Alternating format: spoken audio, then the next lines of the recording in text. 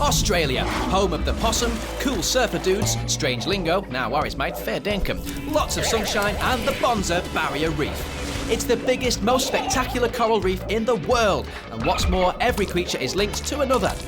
Just imagine one huge family tree dating back 18 million years. From the minuscule to the mammoth to the miraculous, they're all connected in Barney's Barrier Reef.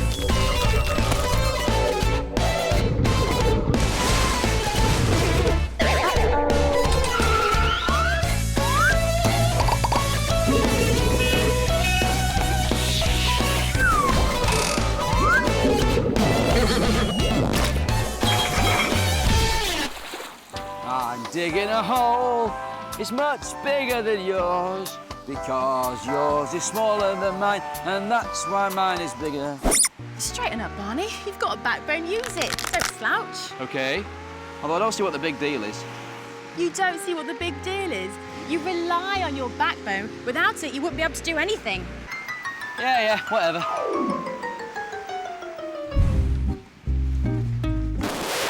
Without a backbone, you wouldn't be able to lie in that hammock.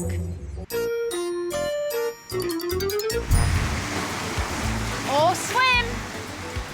Yeah, not at all irritating, Gem. Oh, cool. Or bend over like that.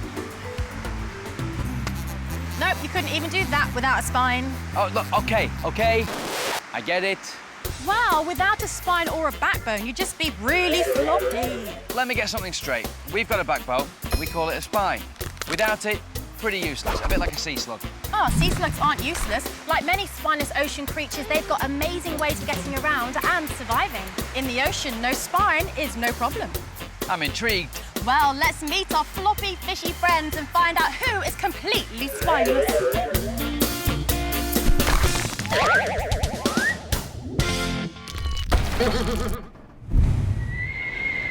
Oh, look, a squirt. A squirt? No way. Oh yes, officially known as the sea squirt, our first invertebrate or animal without a backbone. What does it do exactly? Well, not much to be honest. It just stays in one spot for its whole life. It's got no spine. It doesn't do anything. It's a lazy squirt. Reminds me of someone.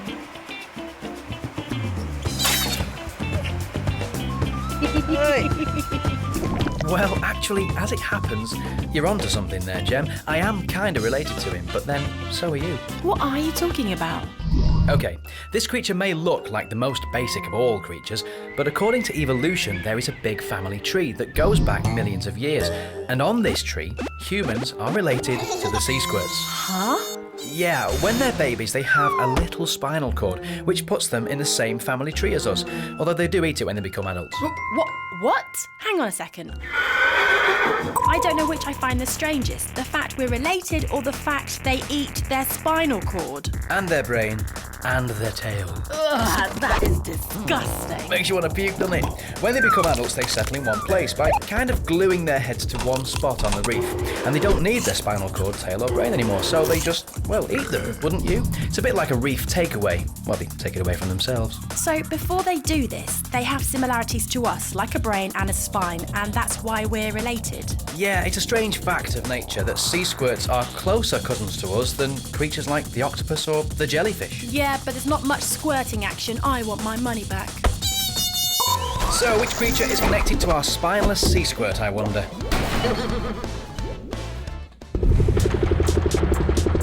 Okay, here's our next spineless wonder. This is a member of the sea cucumber family. Hold the phone, I have never seen a cucumber this long. He's about 7 metres. Well, that's taller than a giraffe. Huh? OK, where's he gone? Oh, look at this for something straight out of Harry Potter. He's gone from the longest long thing in the world to something that looks like a cucumber. Well, they may look a bit useless, but their flabby, spineless body allows them to crawl about and extend or shrink the muscles in their body extremely fast, which squeeze fluids round, in the same way a water balloon would move if we squeezed it in our hands. They're still a bit slow. You'd be surprised, they can be quite energetic when they want to. They eat all the time and process their food within 1 hour. So just like the sea squirt, the cucumber has no spine and no armour, but somehow they still manage to survive. Super softies. The sea squirts and cucumbers are connected because they have no protection. Okay, time to move on. As requested, on to our next spineless wonder. Oh, snails. Get a move on, mate. We haven't got all day. Hey, give them a chance. They haven't got a spine, remember? Pull the other one. They are just so slow. So, they still move, don't they? They've only got a small floppy body and have to carry around that big shell. Well, then why don't they choose something smaller, though? Because they need protection. Their shell is like their own 24-hour bodyguard. Cool, huh? I'm not sure. All right, well, this'll wake you up. This cone shell is one of the most venomous mollusks in the ocean. All aboard! Whoa, I like him. He just lassoed that fish. See, you're so quick to judge. They may be slow, but they know how to look after themselves. They find the best armour, and spine or no spine, they're sorted. Okay, fine, you win. So the snails are pretty squishy too, like the sea cucumbers, but at least they have a shell for protection. Soft bodies is the connection between these two spineless creatures. Okay, well, you won that one, but I have got a much better spineless shell. Check him out.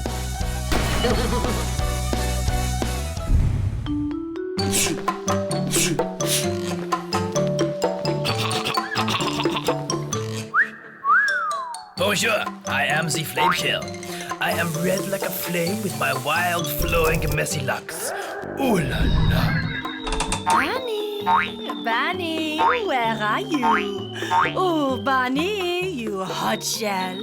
Come here. Ah, there you are.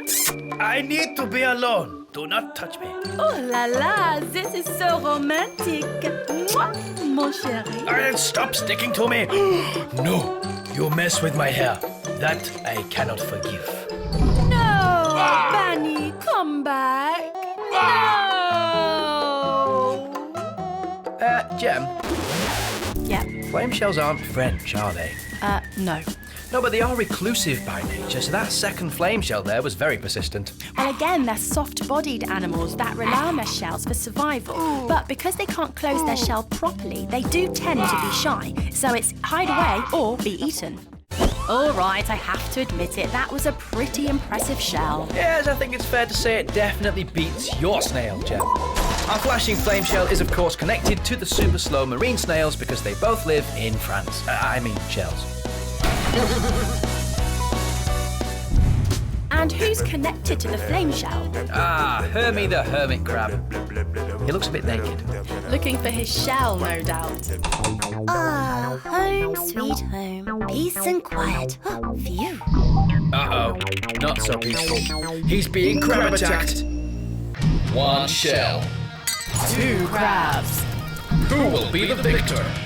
And claim the end prize. Crab Wars!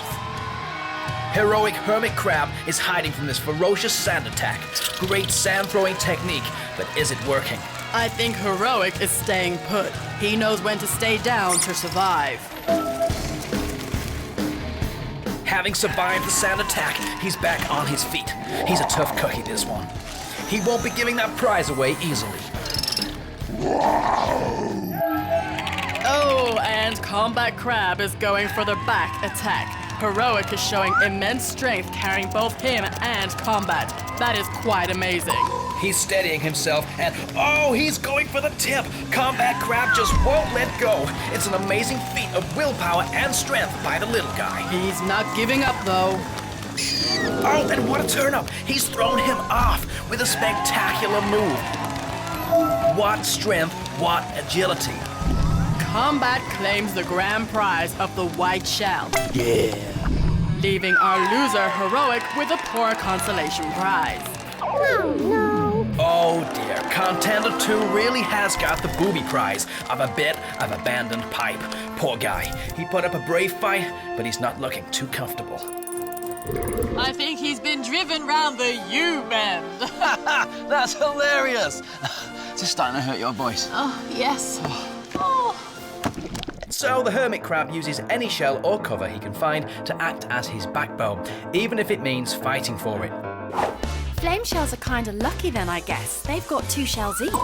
So heroic hermit is connected to the floppy flame shell we saw earlier through their shell. So let's take a look back over our spineless sea sensations.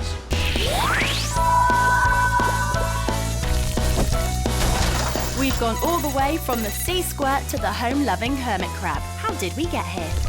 First up, the sea squirts.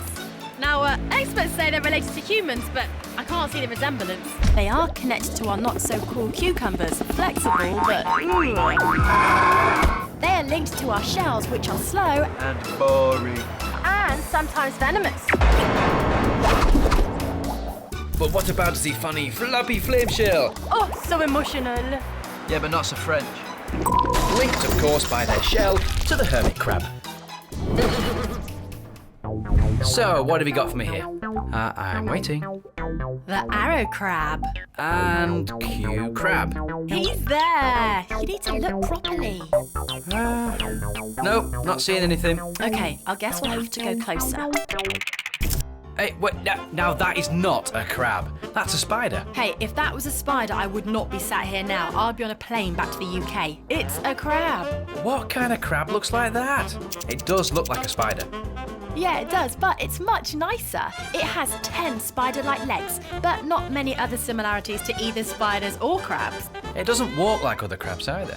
No, arrow crabs are very slow, and they don't have the defense mechanisms that other crabs have, like no real armor. That is weird. Another bizarre backboneless wonder. Right then, my turn.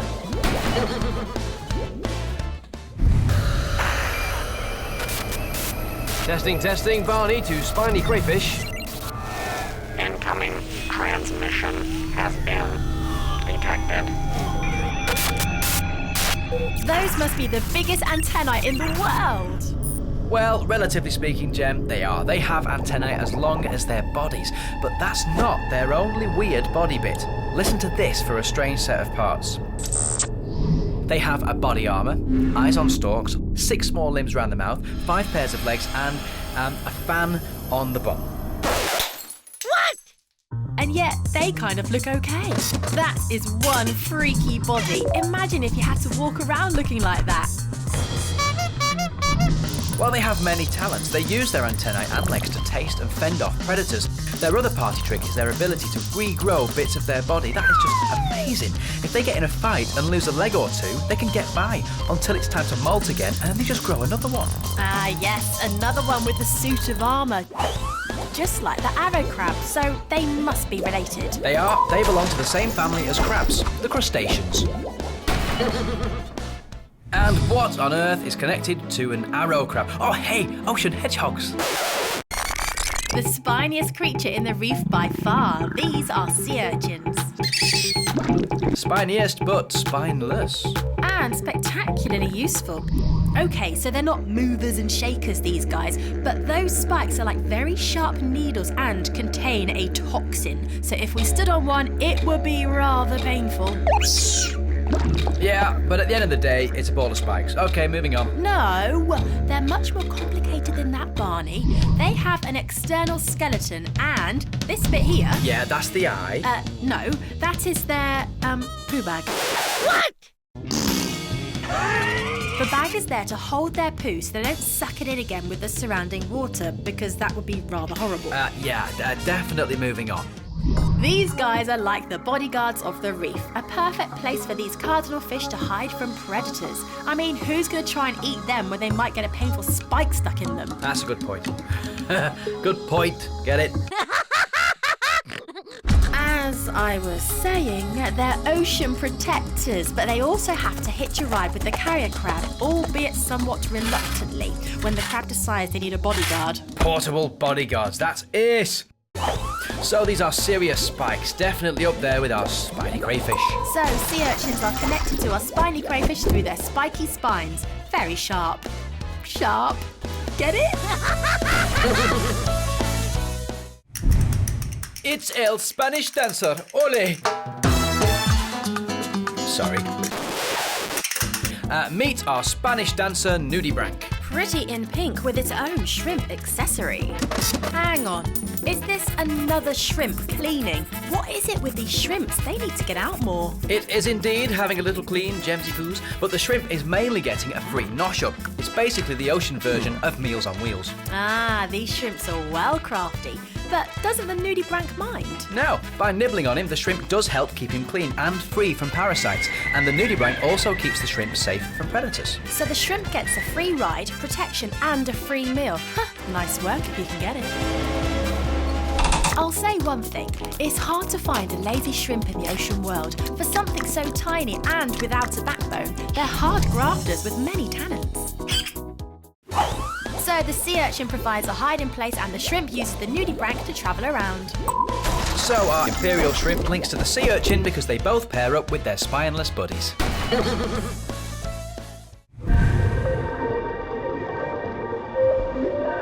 So, who's our next spiny sea lover? Our next spineless wonder is everywhere. The biggest and most dominant animal colony in the reef, the corals. Ah yes, this is where lots of little polyps work together to create one big living animal. Which then becomes a house and protects loads of reef creatures. So coral is the ultimate spineless contender, like a massive team of spineless creatures joined together as one. Oh yes, a spineless united.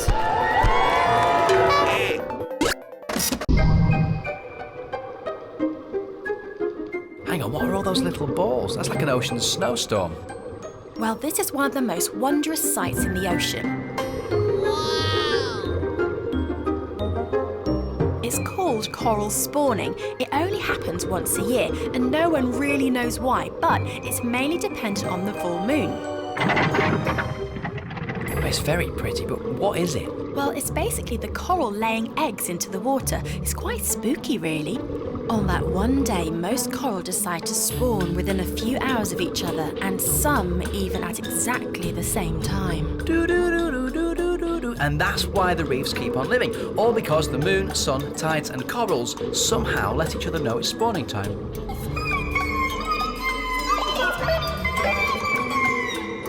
Coral have an amazing ability to conquer, settle and outgrow, and spawning is a large part of that process. Now that is one spineless wonder.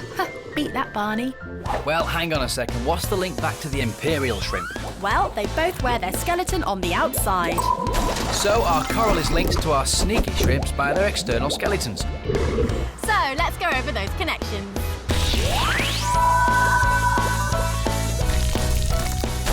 Right you are, it's time to recap our spineless wonders. So our hermit crab is linked to our arrow crab, who is connected to our extra spiny crayfish with his amazing antennae.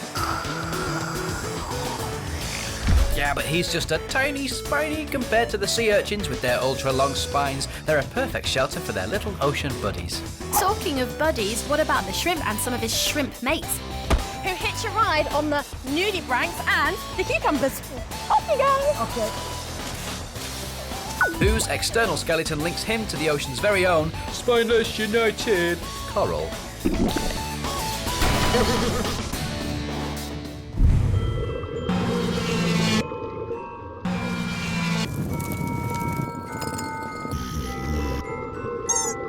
The weirdest worms in the world. These are Christmas tree worms. Aw, they're a bit shy. These cheeky spineless critters burrow their way into the coral and live there, popping up to have a nosy at what's going on, knowing they can pop back down into the safety of the coral whenever they please. And I'm guessing they must be linked to our coral because they live in the coral skeleton. Correctamundo, dudette. Right, bring on our next connection. Awesome.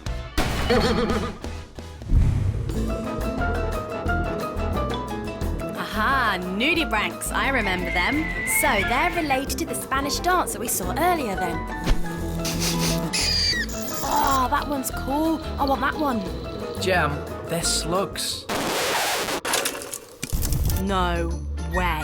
Yes, way. This reef place is weird, remember? These geezers are sea slugs. Hello. Ew, now slugs I don't like, but these guys are pretty. Maybe I can just make an exception. Alright, well, what if I told you they are flesh-eating slugs?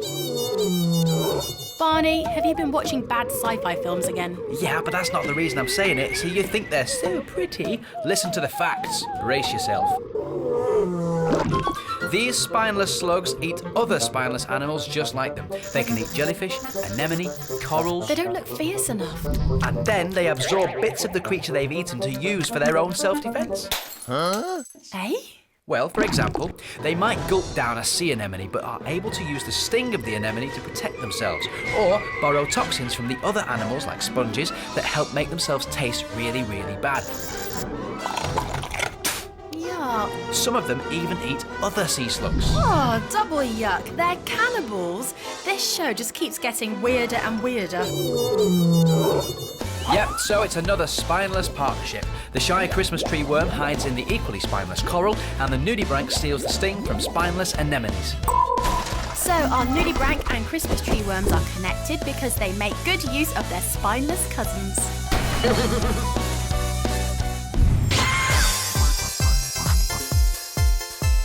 So who's this then? He looks like he's at a pop concert. Yeah, I know what you mean. He looks like he's swaying to a very romantic song. This is a solar-powered Nudibranch. Hang on a minute. We've just had Nudibranch. That's cheating. Aha! Well, there's nothing in the programme rules about having the same type of animal. Not convinced. This better be good. Hang on. Solar powered. But buildings are solar powered, not sea creatures. Ah, but Jem, remember, the sea came first. Creatures like this are the originators of solar power. And now for the science. Uh-oh. Remember our friends, the zooxanthellae? Of course. Well, they're tiny little plants, and like all plants, they take energy from the sun and turn it to food. The solar-powered nudie keeps loads of these little plants in its body. See the gold spots all over it? Well, that's the zooxanthellae.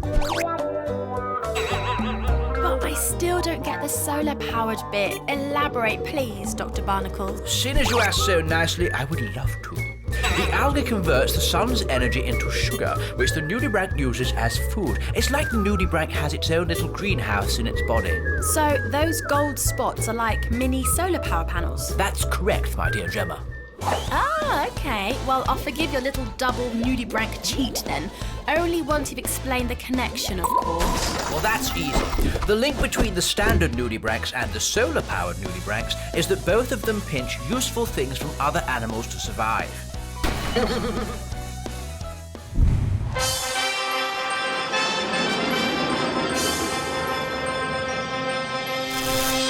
Is it a fish? Is it a squid? No, it's the one and only Super Octopus. The spectacular Spineless Superhero. Well, OK, so he moves well with cool colour changes and all that, but can he really be called a superhero? Oh, absolutely. Take a look at this. Yeah, he's a cool mover, all right, but I'm still not convinced. Okay, be prepared to change your mind. Here are the octopus's superpowers. Superpower number 1. The octopus has super vision. They have a super lens that allows them to change their range of vision, a bit like an inbuilt camera. Yeah, that's not bad. Superpower number 2.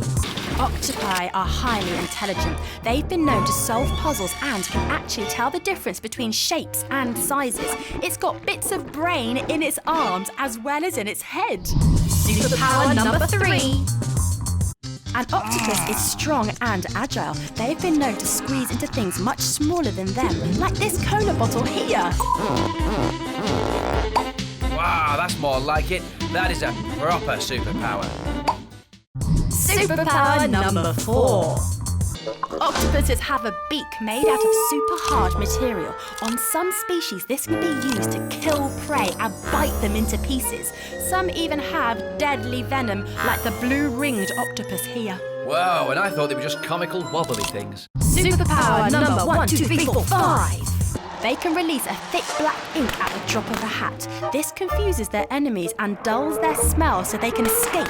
unharmed. Wow, like a smokescreen. That's well cool. Okay, I totally agree. The octopus is a spineless superhero with many tricks up his sleeves. Tricks up his sleeves. He's got loads of arms. Oh dear. The Nudie and their solar superpower and Octopus with their countless superpowers are connected by spineless superpower fragilistic... I'm sorry.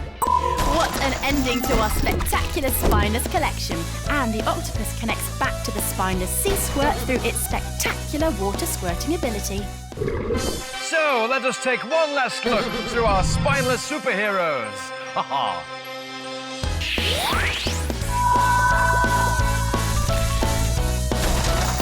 Yep, in the ocean, no spine is no problem. We started with the sea squirt, the strangest human cousin I've ever come across. Who links to the squashy, shrinking sea cucumber. Because neither of them have any armour to protect themselves. Like our soft-bodied slowcoach snails, but at least they have their shell to screen themselves from danger. And what about the glamorous flame shell? So funny and flappy. Not to mention the hermit crab, they go to war over a shell. That's my shell. No, it's my shell. My shell. It's my shell. My shell. What's my shell got to do with it?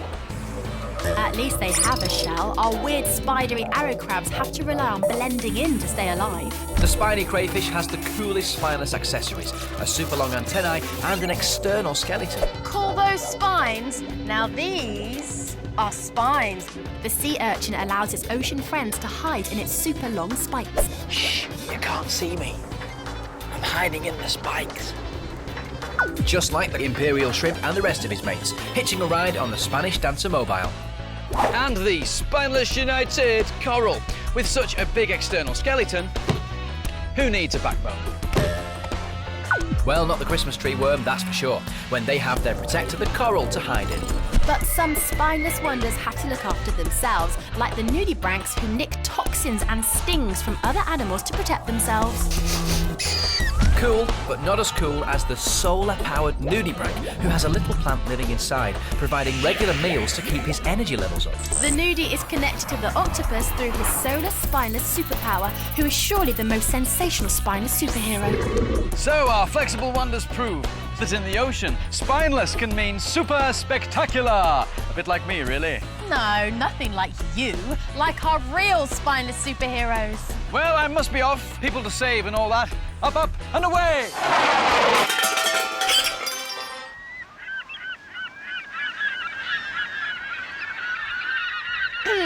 So we'll see you next time for more watery wonders on Barney's Barrier Reef.